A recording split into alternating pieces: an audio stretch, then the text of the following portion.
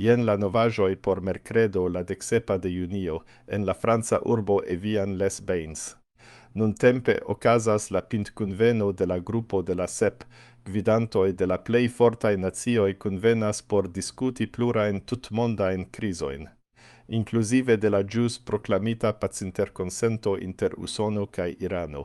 Antaŭ 2 tagoj, la usona prezidanto Donald Trump anoncis historian interkonsenton kun Irano, celantan fini la longdaŭran konflikton, tamen.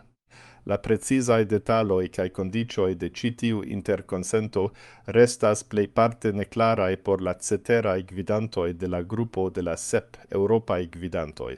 Precipe la franca prezidanto Emmanuel Macron kaj la germana kanceliero Olaf Scholz publike esprimis deziron pri pli granda travidebleco kaj klarigoj pri la usona-irana interkonsento.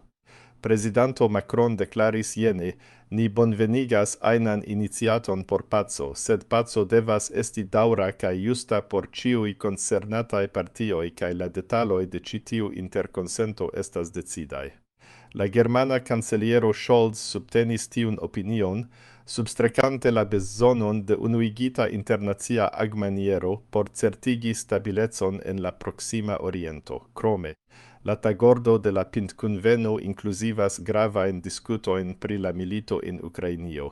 Hieraŭ la EU formale malfermis membriĝajn intertraktadojn kun Ukrainio kaj Moldavio, kion la prezidanto de la Eŭropa Komisiono Ursula von der Leyen priskribis kiel historian momenton. Ĉi tiu decido sekvas la interkonsenton de la Eŭropa Konsilio el decembro de 2025 malfermi la interparolojn, rekonante la progreson de ambaŭ landoj pri la postulataj reformoj. La ukraina prezidanto Volodymyr Zelenskyy bonvenigis la decidon, deklarante ke ĝi markas novan ĉapitron en la vojo de Ukrainio al plena eŭropa integriĝo. La nacioj de la Grupo de la sep ankaŭ koncentriĝas pri plifortigo de la premo kontraŭ Rusio pro ĝia milita invado. La usona nacia sekureckonsilisto Jake Sullivan emfazis la sindevigon subteni Ukrainion tiel longe kiel necesos. La gvidantoj esploras jurajn kaj ekonomiajn mekanismojn por uzi frostigitajn rusajn financajn rimedojn por la rekonstruado de Ukrainio, kio estas tre kompleksa defio. La japana ĉefministro Fumio Kishida elstarigis la gravecon konservi unuigitan fronton kontraŭ la rusa agreso.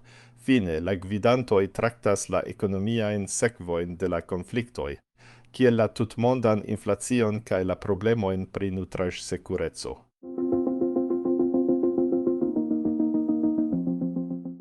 La fondaĵo de la Tang-Premio hodiaŭ anoncis la gajnintojn de la ĉi-jara Tang-Premio pri biofarmacia scienco. Ĉi tiu prestiĝa premio estis komune aljuĝita al 3 pioniraj sciencistoj: Doktoro Steven A. Rosenberg, Doktoro Michel Sadelain kaj Doktoro Karl H. Juin. Ili ricevis la rekonon pro siaj pioniraj kontribuoj al la disvolvo de ĉela imunoterapio kontraŭ kancero. Doktoro Steven A. Rosenberg, kiu laboras kiel onkologia kirurgo kaj ĉefo de kirurgio ĉe la Nacia Instituto pri Kancero, konata per la akronimo NKI en Bethesda, Marilando. Estis honorita pro sia fundamenta laboro pri la terapio per tumor-infiltrantaj limfocitoj aŭ T-ilo. Liaj esploroj, kiuj komenciĝis en la 1980-aj jaroj, pruvis ke la propraj imunĉeloj de paciento, kiam ili estas izolitaj el tumoroj, multobligitaj in vitro kaj poste reinjektitaj, povas efike celi kaj detrui kancerajn ĉelojn. Lia laboro validigis la potencialon de imunoterapio kaj liaj fruaj klinikaj provoj montris rimarkindajn rezultojn ĉe pacientoj kun metastaza melanomo. Doktoro Michel Sadelain, direktoro de la Centro por ĉela inĝenierarto kaj la laboratorio pri gentransigo ĉe la Kancera Centro Memorial Sloan Kettering, konata kiel MSKKK en Novjorko. Estis rekonita pro sia kerna rolo en la disvolvo de la CAR-T-ĉela terapio. Lia laboratorio estis esenca en la kreado kaj eksperimenta pruvado de CAR-oj. kiuj estas artefaritaj receptoroj ebligantaj al toĉeloj rekoni specifajn proteinojn sur kanceraj ĉeloj. Liaj esploroj koncentriĝis pri la optimumigo de ĉi tiuj receptoroj por plilongigi la vivodaŭron kaj plifortigi la agadon de la toĉeloj. Doktoro Carl H. Jun, direktoro de la Centro por Ĉelaj Imunoterapioj ĉe la Universitato de Pensilvanio, same ricevis la premion pro sia transforma laboro pri la sama cart-ĉela terapio. Lia teamo atingis kelkajn el la plej fruaj kaj plej dramaj klinikaj sukcesoj ĉe pacientoj kun kronika limfocita leŭkemio, aŭ CLL kaj akuta limfoblasta leŭkemio aŭ ALL. Lia grupo montris daŭrajn resaniĝojn ĉe pacientoj kiuj jam elprovis ĉiujn aliajn kuracmetodojn. Doktoro Jun estas precipe fama pro la kuracado de Emily Whitehead, la unua infano kiu ricevis ĉi tiun terapion en la jaro 2012. Ŝi spertis plenan resaniĝon kaj restas libera de kancero ekde tiam. La Tang-Premio mem estis fondita en de jaro 2012 fare de la tajvana entreprenisto doktoro Samuel In.